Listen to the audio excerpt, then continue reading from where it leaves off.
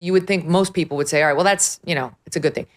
Enter John Oliver and Monica Lewinsky.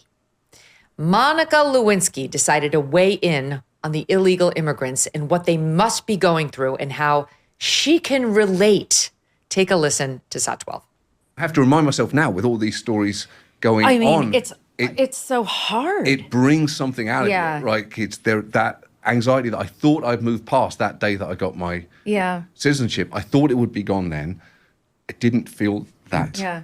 The relief didn't feel enough. I've had a sense of understanding a tiny, tiny bit that I empathize with the immigrants who are going through the crisis right now, right? ICE fuckers. Yep. Yeah. And just of feeling hunted, like of feeling unsafe, of like something could happen at any moment. Now, for me, the hunting was, the consequences of that were nowhere near what they're suffering. But I see what you mean. But I've had that of, being, whether it's being recognized or paparazzi, or there's something, a feeling of unsafety wherever you are. Yeah. And probably a lot of women feel that in general. I'm not sure I'm making sense right now, but. No, I think you're making total sense. I think that idea of like attention being weaponized, it feels like there's a lot of crossover there. Oh, God. Okay. ICE fuckers, she says. Okay, so there's only one person involved in this story on that set or in the topic that's known as a fucker, and it's not ICE. It is you, madam. That's how you got famous, and you've never stopped trying to parlay some sort of a career out of that moment.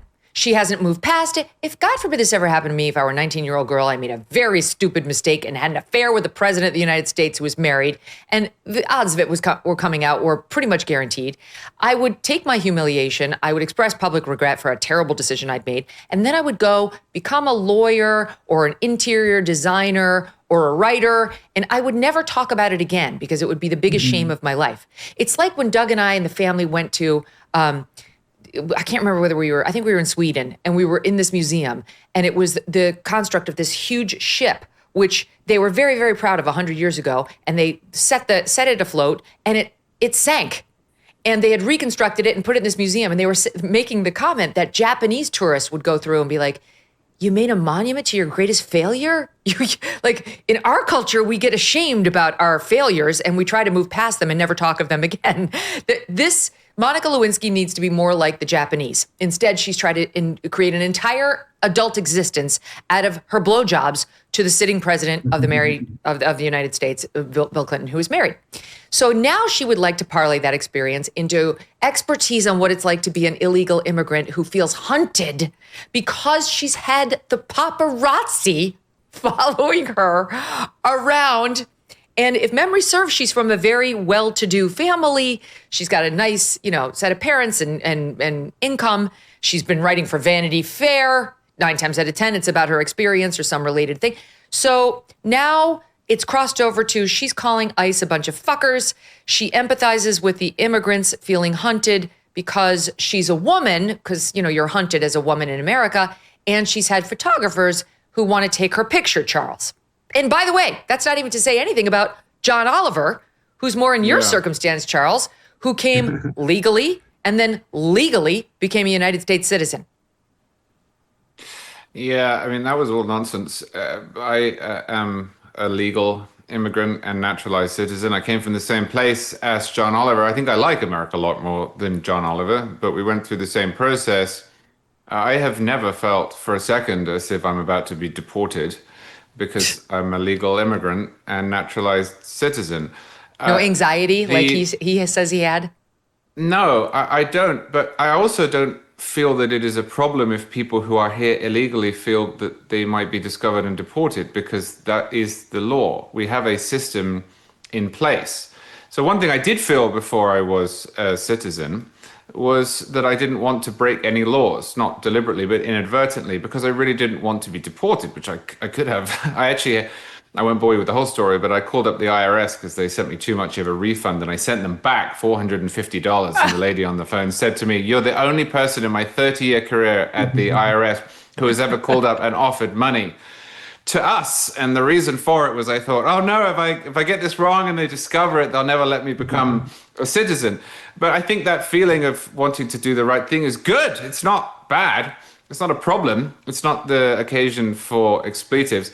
More broadly, you said at the beginning that the border is probably more secure than it's ever been in American history. That's probably true. And that is a choice.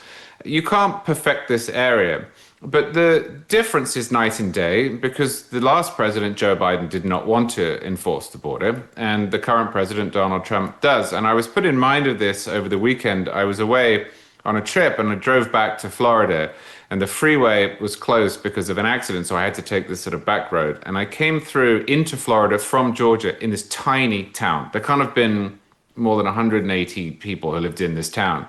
And the sign said, "Welcome to Florida." And then 100 feet after it, the sign said, "In Florida, we use E-Verify."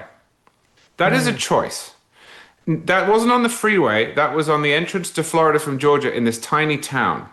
That's a choice. Florida has decided that they're going to try to make it more difficult for illegal immigrants to stay in the country.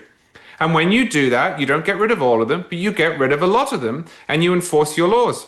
And the fact that this is being compared on, to the Gestapo, that Monica Lewinsky says that she feels that these people are being hunted, that John Oliver says that he doesn't feel secure in his own citizenship, is complete lunacy in the eyes of 70, 80, 90% of the public, which has been radicalized on this question of deportations because the government has refused to do the basic things that it can do. So I think that was an insane clip, but it almost feels like that was a missive from another world, 10 months ago, before things changed. The part of it that rings true to me, Rich, is him saying and her saying they feel anxious over what these illegals must be going through, because this is what leftists do, right? They try to take on other people's problems and pretend that they're happening to them. Remember that video of Selena Gomez, my people, this multi probably 100 millionaire, would you stop, right? This is what they do. They see a problem out there and they try to get you to feel sorry for them because they're so upset this is happening. Yeah, that, and they just love the idea. They love the thrill of being threatened by fascism, or supposed incipient fascism, right? So that the National Guard in DC is a classic example of this. What did the National Guard do in LA? They showed up, they stood in front of the federal building, and then when things calmed down, they mostly left, right? They'll do the same thing in DC. It affects no one. They're not arresting dissidents or seeing what you say or believe about Donald Trump and harassing you on that basis. None of that. They're standing in front of federal buildings, right? But they love the idea. They love the word. They love the anxiety. It makes them feel important, makes them feel alive. And this is another example of this. They're not going after John Oliver. Monica Lewinsky's experience had nothing to do with this. And I will have to say, these numbers about the number of illegals that seem to be leaving are really heartening and surprising me on the upside. I was a little critical. They need to do more. You just can't pick off the criminal aliens. Yes, you should try to do that. You need to go broader.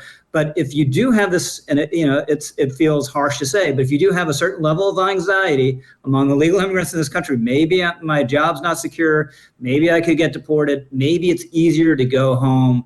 That's the golden ticket to really moving the needle. And this trend continues. We're going to see the first large-scale negative movement of people, out of the United States instead of into the United States since, Eisenhower. It'll be a historic accomplishment on top of what he's doing at the border. I was critical of Kristi Noem and her photo op at that El Salvadoran prison, but the deterrent effect may be legit and real, and Tom Homan making himself available to any news outlet that asks and being unapologetic about his efforts, also helpful. All the people see these things and they have an effect. So what do we think the effect of the sparring between President Donald Trump and the Fed is going to be?